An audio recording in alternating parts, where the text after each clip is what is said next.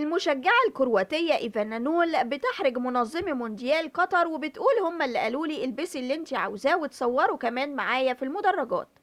أعربت ملكة جمال كرواتيا إيفانا نول عن سعادتها البالغة بحضور كأس العالم قطر 2022، مشيرة إلى أن التنظيم كان أكتر من رائع وحققت قطر نجاح كبير.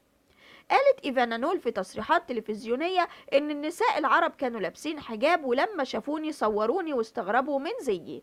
سألت عن القواعد الأول وقالوا لي ارتدي ما شئت ولم أواجه أي رد فعل مسيء.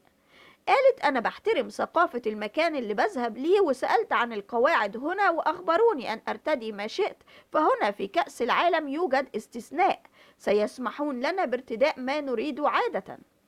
كانت قد خطفت المشجعة الكرواتية إيفانا نول جميع الأنظار خاصة بعد ظهورها في مدرجات كأس العالم المقام في قطر من أجل مساندة منتخب كرواتيا، حيث قامت بارتداء ملابس لا تتناسب مع القواعد اللي وضعتها اللجنة المنظمة للبطولة. انتشرت أنباء خلال الساعات الأخيرة عن منع المشجعة الكرواتية إيفانا نول من دخول مدرجات بطولة كأس العالم، بالإضافة إلى ترحيلها لبلادها مرة أخرى ومنعها من مساندة منتخب كرواتيا خلال مواجهة اليابان.